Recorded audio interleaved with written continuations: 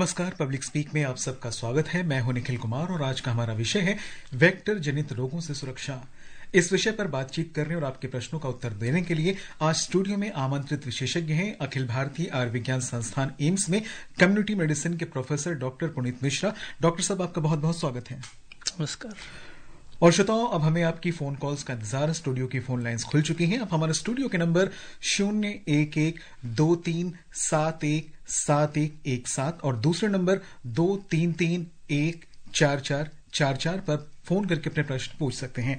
आप हमारे Twitter handle @AIR News Alerts पर भी #AskAIR के जरिए अपने क्वेश्चंस पोस्ट कर सकते हैं। ये कार्यक्रम हमारे mobile app news on AIR और दूरदर्शन की DTH सेवा पर भी उपलब्ध है। डॉक्टर पुनीत, एक बार फिर से कार्यक्रम में आपका स्वागत है। और कार्यक्रम की शुरुआत में मैं जरूर ये चाहूंगा कि आप हमारे श्रोताओं को बताएं कि वेक्टर जनित रोग क्या होते हैं, कैसे ये होते हैं। देखिए, जो वेक्टर जनित रोग हैं, जैसा कि इसके नाम से स्पष्ट है कि किसी वेक्टर के द्वारा ये स्प्रेड हो रहे हैं। तो जो वेक्टर हैं वो क्या है? यूजली जो आर्थ्रोपोड्स होते हैं, जैसे कि मच्छर हुआ, टिक्स हुआ, सैंड फ्लाइज हुआ, तो इनके द्वारा जो रोग हैं वो फैलाए जाते हैं। इसका मतलब ये हुआ कि जो रोग करने का कारण है वो कोई दूसरा बैक्टीरिया हो सकता है या वायरस हो सकता है, लेकिन उसका जो माध्यम है जिसके थ्रू ये रोग हो रहे हैं वो ये वेक्टर्स होते हैं, जिसके अंदर कई बार ऐसा होता है कि जैसे मलेरिया में एक साइकिल जो है वो ह्यूमन्स में पूरी होती है, उसका दूसरा पार्ट जो है वो मच्छर के अंदर पूरा होता है।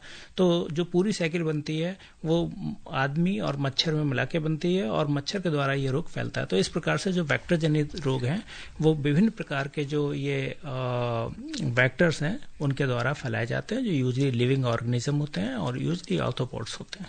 डॉक्टर साहब, ये जो वेक्टर जनित बीमारियां मतलब होती हैं, ये वायरस या बैक्टीरिया या परजीवी जिन्हें हम कहते हैं, ये कहीं पर भी फैल सकती हैं? कोई स्पेसिफिक प्लेस होता है वहां पर ये फैलते हैं ज्यादा? देखिए, वेक्टर जनित रोग जहां फैलेंगे जहां पर उस चीज का वेक्टर होना चाहिए। आपको मैं एक उदाहरण देता हूं कि अगर हम हर साल बात करते हैं डेंगू फीवर की, जी, हर साल कहते हैं डेंगू बुखार रहता है, तो हम कहते हैं कि जी मच्छर को आप वहां से हटाइए। एडीज का अगर हम ऐसी साइट बनाएंगे जहां पे उसका पनपने को उसको मौका नहीं मिलेगा तो बीमारी नहीं फैलेगी। अब बीमारी एडीज मच्छर नहीं कर रहा है, बीमारी करने का जो डेंगू है उसके लिए एक वायरस है जो जिम्मेदार है, लेकिन मच्छर के द्वारा एडीज के द्वारा ये बीमारी जो है फैल रही है, उसके काटने से ये बीमारी फैल रही है। तो जो जहां पे भी वेक्टर प्रेजेंट होंगे और वो ऑर्गेनिज्म प्रेजेंट होगा जो बीमारी कर रहा है, तभी ये बीमारी फैलेगी। सपोज किसी एरिया में अगर हमारे पास एनाफिलीज मच्छर है लेकिन वहां पर मलेरिया का ट्रांसमिशन नहीं है, मलेरिया का कीटाणु नहीं है, तो मॉस्किटो होगा लेकिन मलेरिया नहीं फैलेगा। तो दोनों चीज जरूरी है, वेक्टर भी होना चाहिए, वो ऑर्गेनिज्म होना चाहिए, और उसकी एक डेंसिटी होती है कि किस डेंसिटी में अगर प्रेजेंट है तो ये एक व्यक्ति से दूसरे व्यक्ति में या उस कम्युनिटी में ये बीमारी फैलेगी।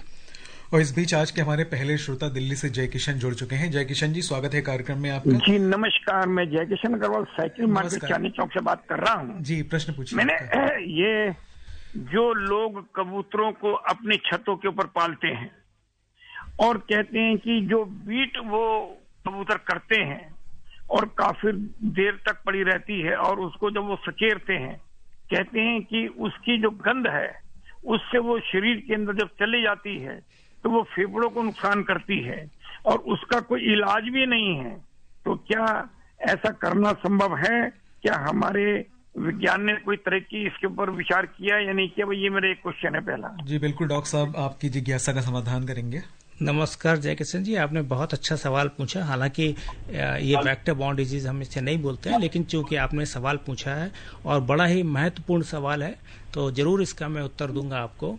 जहां पे भी इस तरीके से कबूतर हैं और कई जगह देखे गए हैं, दिल्ली में आजकल जगह जगह लोगों ने खाने के लिए रखा हुआ, वहाँ कबूतर की डेंसिटी ज्यादा हो जाती है।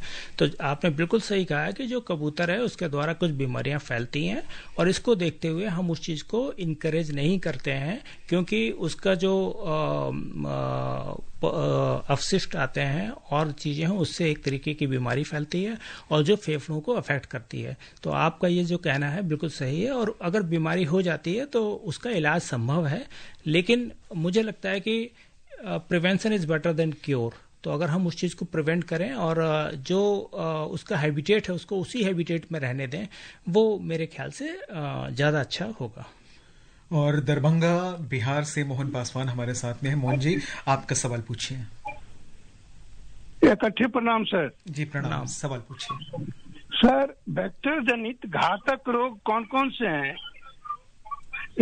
इनके लक्षण कौन कौन से हैं तथा इनसे बचने के उपाय क्या सब हैं सर? जी डॉक्टर साहब। बहुत बढ़िया सवाल पूछा है मोहन पासवान जी।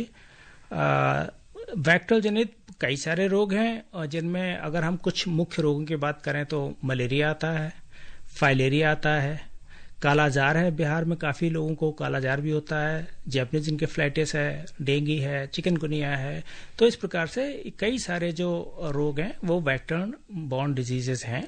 अभी भारत सरकार का जो national vector borne disease control programme चल रहा है उसमें 6 बीमारियों को मुख्यतः लिया गया है, जिसमें से मलेरिया आती है, फाइलेरिया आती है, डेंगू आती है, जैपनीज इनकेफ्लाइटिस आती है, चिकनगुनिया आता है। तो इस प्रकार से जो 6 बीमारियां हैं इसमें ली गई हैं। अभी क्या है कि बचना कैसे है, अगर हम बात करते हैं इनमें से आप किसी एक बीमारी की बात अगर हम लेते हैं कि डेंगू, तो हमें पहले ये पहचानना होगा कि इसके क्या लक्षण हैं तो और किस सीजन में होता है। तो ये देखा गया है कि जैसे अगर हम डेंगू की बात करते हैं तो जब बरसात का खत्म होने का सीजन आ रहा होता है उस समय ये ज्यादा फैलता है। जो इस समय का सीजन है अब इसका फैलाव रहेगा और इसका जो वेक्टर है, जो इसका एडीज मच्छर है, वो 16 से 30 डिग्री सेंटीग्रेड के तापमान में देखा गया है कि ज्यादा अच्छी तरीके से ग्रो करता है और ह्यूमिडिटी 60% से ज्यादा होनी चाहिए। तो ये सारी कंडीशंस उसके लिए फेवरेबल हैं। इसीलिए हम कहते हैं कि ऐसे वेक्टर को रोकने के लिए जब हम डेंगू की बात करते हैं कि कहीं पानी को इकट्ठा नहीं होने दें ताकि वेक्टर ना बढ़े। एक सवाल आपने और पूछा था कि लक्षण क्या होते हैं, तो हर बीमारी के लक्षण अलग होते हैं। मलेरिया के लक्षण अलग होते हैं, फाइलेरिया के अलग होते हैं, डेंगू के अलग होते हैं। कुछ चीजें कॉमन जरूर होती हैं लक्षणों में, लेकिन अलग अलग बीमारी के अलग अलग लक्षण होते हैं और बहुत सारी चीजों को देख के जो चिकित्सक है उस पर डायग्नोसिस बनाते हैं। उसके लिए ब्लड के टेस्ट भी उपलब्ध हैं और जिस प्रकार से डायग्नोसिस बन के आती है उस प्रकार से जो भी उचित इलाज है वो किया जाता है। लेकिन प्रिवेंशन आपने पूछा, बहुत अच्छी बात है और लोकल एरिया में जो भी बीमारी है उसके लिए भारत सरकार से, प्रदेश सरकार से हमेशा समय समय पर इस चीज के आपको सूचना दी जाती है कि किस प्रकार से इन बीमारियों से बचें, कौन सी बीमारियां इस समय फैल रही हैं और उसके लिए क्या करना है। डॉक्टर पुनीत, नॉर्मली अगर किसी व्यक्ति को ऐसे मौसम में, जो भी मौसम चल रहा है, फीवर हो जाता है तो उससे सबसे पहले क्या करना चाहिए? सबसे पहली बात है कि अगर आपको फीवर हो जा रहा है तो आप अपने आप से सेल्फ मेडिकेशन में बिल्कुल नहीं जाएं। ज्यादा से ज्यादा अगर आपको लेना है, बुखार ज्यादा है तो पैरासीटामोल की टेबलेट लें, लेकिन उसके अलावा और कोई दूसरी टेबलेट नहीं लें।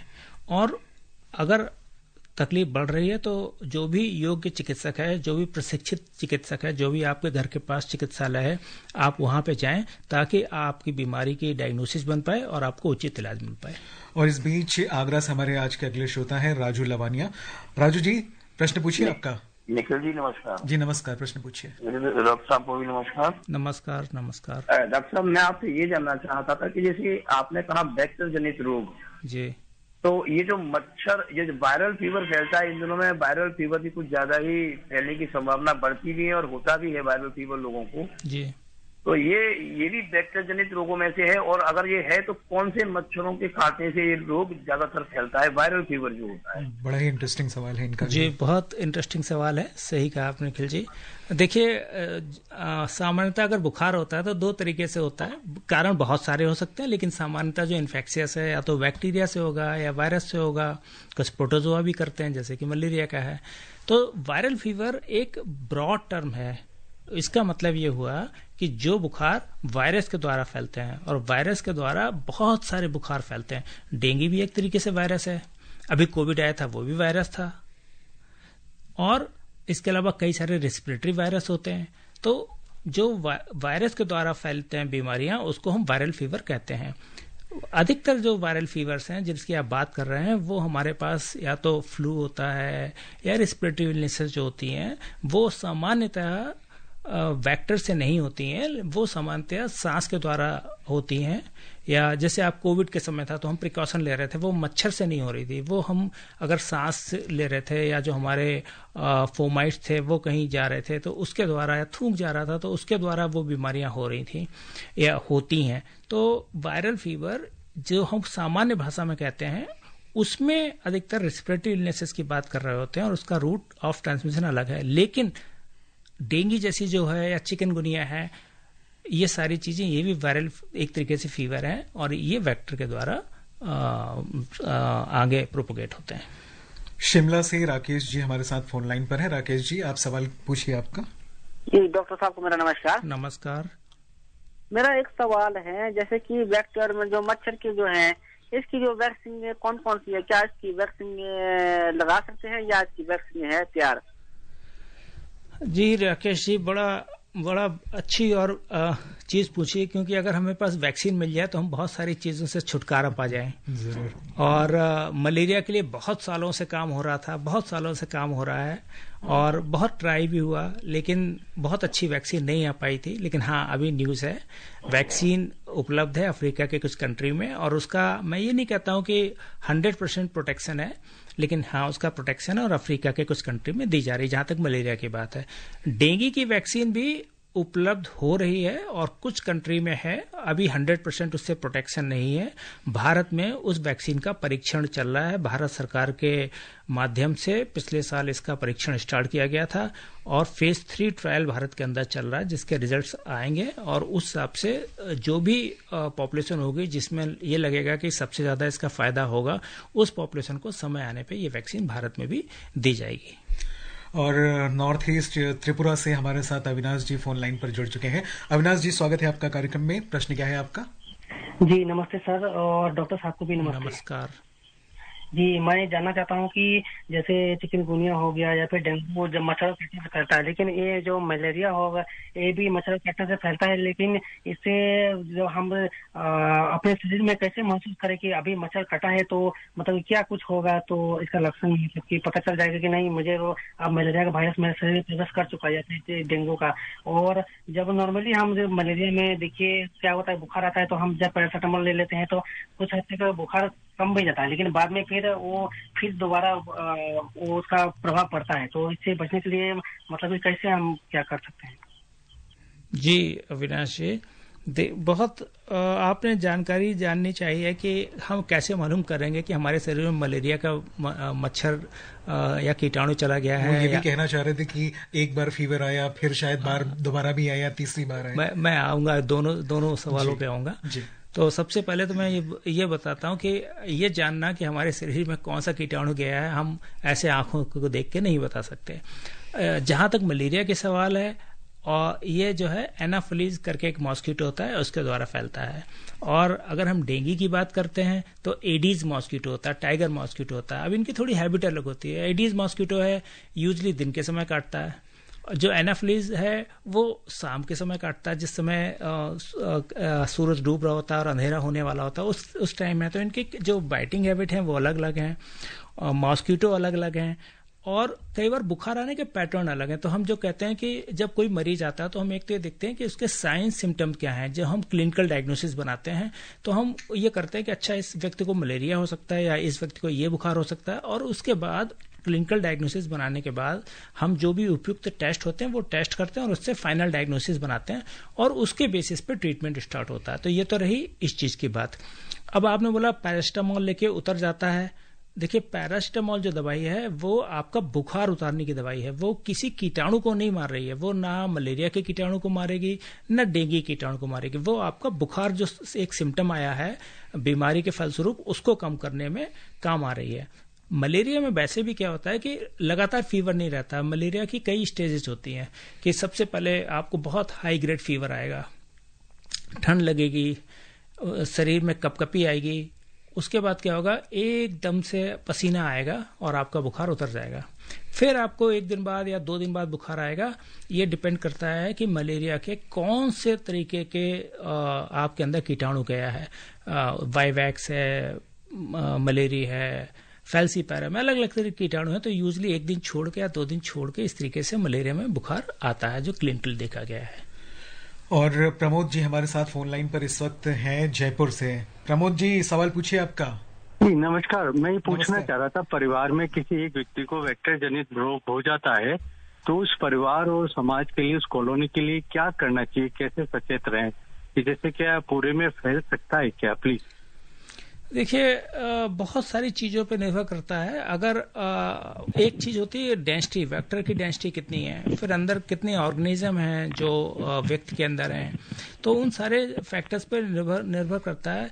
लेकिन हाँ, प्रिवेंशन जरूर हर चीज का है, और वो इसलिए जरूरी है कि मान लीजिए अगर आप कम्युनिटी में मच्छर है लेकिन उस चीज का कीटाणु नहीं है, मान लीजिए आज एडिस मॉस्किटो है लेकिन डेंगू का जो वायरस है वो किसी के ब्लड में है ही नहीं, तो अगर एडिस काटेगा तो उसे वो वायरस नहीं उसके अंदर जाएगा और वो ट्रांसमिट नहीं कर पाएगा।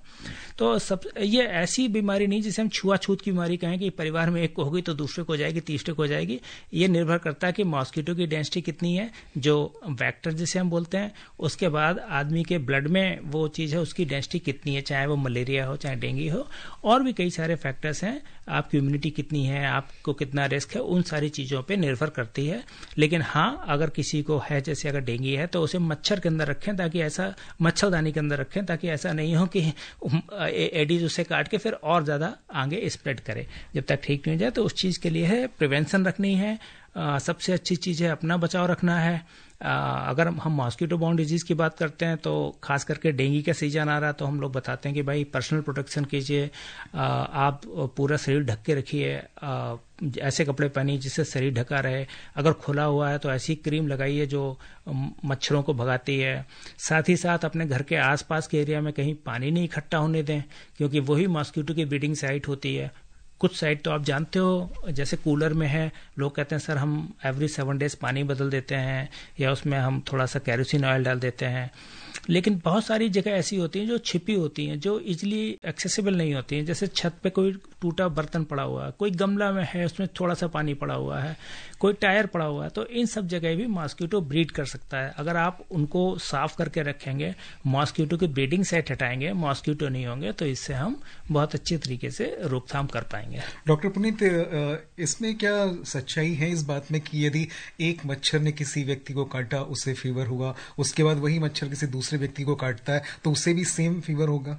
देखिए, मैंने बताया ना कि ये बड़ा थोड़ा सा कॉम्प्लेक्स थिंग है। इट्स नॉट दैट कि हमने उसको टच किया और इसको टच किया हो गया, क्योंकि ये इस पर निर्भर करता है कि उसके अंदर की अलग अलग बीमारियों के लिए अलग अलग है। अब जैसे अगर हम फाइलेरिया की बात करें, अगर बहुत ज्यादा इन्फेस्टेड हो गया मॉस्किटो तो उसके अंदर मॉस्किटो फट जाएगा, मर जाएगा और ट्रांसमिट ही नहीं कर पाएगा। तो एक ऑप्टिमम लेवल चाहिए। अगर बहुत कम होगा तो मॉस्किटो ट्रांसमिट नहीं कर पाएगा, तो ऑप्टिमम लेवल होगा तभी ट्रांसमिट करेगा। अगर उसके अंदर इतने ज्यादा आ गए लार्वी कि अब वो सस्टेन नहीं कर पा रहा तो मॉस्किटो कई बार फट जाते हैं, खास करके फाइलेरिया की जैसे हम बात करते हैं। लेकिन कुछ बीमारियां ऐसी होती हैं कि हाँ, एक से ज्यादा व्यक्ति को अगर मॉस्किटो इन्फेक्टेड है और बैठ रहा है तो वो डिजीज ट्रांसमिट कर सकता है।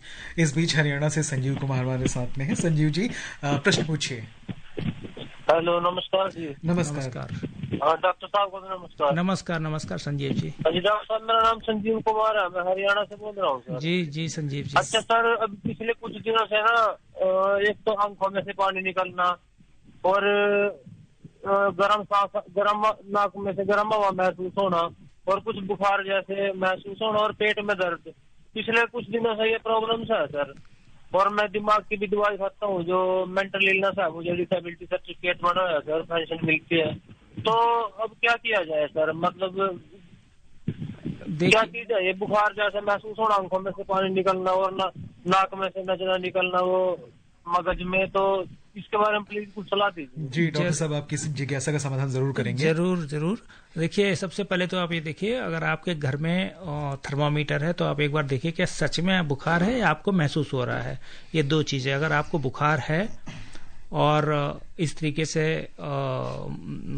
आपको नाक बह रही है या सर में भारीपन है और साथ में बुखार है और आपको ज्यादा दिन हो गए, 2-3 दिन हो गए, तो मैं ये कहूंगा कि एक बार जो आपके घर के पास डॉक्टर है उनसे आप सलाह लें, वो देखेंगे कि इसमें चिकित्सा की जरूरत है या नहीं है। लेकिन जो आपने सिम्टम बताएं कि हल्का सा बुखार रह रहा है, थोड़ा सा नाक बह रही है, तो इस समय बहुत सारे लोग ये शिकायत लेके आ रहे हैं और यूजली 5 to 7 डेज में ठीक हो जाते हैं। लेकिन मैं फिर से यही कहूंगा कि टू मेक श्योर आप इस चीज को निश्चित करने के लिए कि यह एक सामान्य वायरल फीवर ही है और कुछ नहीं है, जो भी आपके घर के पास चिकित्सक हैं उनसे एक बार दिखा लीजिए। अगर आपको फीवर रहता है वो आपको बता पाएंगे, लेकिन आपके बात सुन के ऐसा लग रहा है कि एक सामान्य है, ठीक हो जाना चाहिए। और महाराष्ट्र सोलापुर से प्रकाश जी फोन लाइन पर इस वक्त हैं। प्रकाश जी, आपका सवाल क्या है? मेरा ये सवाल है कि हमारा परिसर में, हमारे स्कूल में हम साफ सफाई करते हैं, ये बैक्टीरिया वायरस रोकते हैं, ये हर आदमी ने ऐसा काम करना चाहिए। और जो लोकल संस्था होती है उसने ज्यादा प्रयास करना चाहिए जी। उसके बारे में आप क्या बताइए? और ये बैक्टीरिया जन्य आधार से हर साल कितने आदमी की जान जाती है? जी डॉक्टर साहब। देखिए, बहुत अच्छा काम कर रहे हैं आप अपने स्कूल में, अपने आसपास जगह जहाँ पे भी हैं वहाँ पूरा साफ सफाई का ध्यान रख रहे हैं। और ये मैं तो कहूँगा कि प्रत्येक नागरिक को इस चीज़ में जैसे आप कार्य कर रहे हैं कार्य करना चाहिए। अगर हमारी जनता जागरूक होगी, जो हमारा प्रयास रहता है कि हम सब में जागरूकता फैलाएं, अगर जागरूकता रहेगी, साफ सफाई रखेंगे, मच्छरों का जो ब्रीडिंग का जगह है उसको हटाएंगे, मच्छरों को नहीं पैदा होने देंगे, तो हम इन बीमारियों से बहुत हद तक बचे रहेंगे। अब आपने एक सवाल पूछा कितने लोग मरते हैं, तो देखिए अलग बीमारियां हैं, उनसे अलग अलग मॉर्टेलिटी है और भारत ने इस संबंध में बहुत प्रगति की है। अगर हम प्रगति की बात करते हैं, मलेरिया की अगर बात करते हैं, बहुत बड़ी बीमारी हुआ करती थी किसी समय, लेकिन इस समय चिकित्सा विज्ञान का सहयोग से और हमारा जो पॉलिटिकल कमिटमेंट है उसके सहयोग से कि हमें इस चीज को हटाना है, तो देखिए हम इस साल की अगर बात करें, किसी समय हजारों में लोग मरते थे। पिछले साल की अगर बात करें तो 80+ 100 से कुछ कम लोगों की डेथ हुई है। इस साल अगर मलेरिया से बात करें तो मुझे लगता है 5 या 6 डेथ अभी तक हुई है। साल अभी करीब आधे से ज्यादा खत्म हो चुका है। तो अलग अलग बीमारी की अलग अलग मॉर्टेलिटी है। डेंगू में ये होता है कि हर 3 से 4 साल में एक बड़ी लहर आती है और उसमें जो मरने के चांसेस होते हैं वो ज्यादा होते हैं। यूजली 0.1% के आसपास उसमें मॉर्टेलिटी है। लेकिन अगर किसी को डेंगू हेमरेजिक फीवर है या डेंगू शॉक सिंड्रोम है तो उसमें मॉर्टेलिटी काफी हाई होती है। गुरुग्राम से हमारे आज के अगले श्रोता है सुभाष। सुभाष जी, आपका सवाल? जी नमस्ते सर। नमस्ते। आमंत्रित डॉक्टर साहब को भी नमस्ते। नमस्कार। नमस्कार सुभाष जी।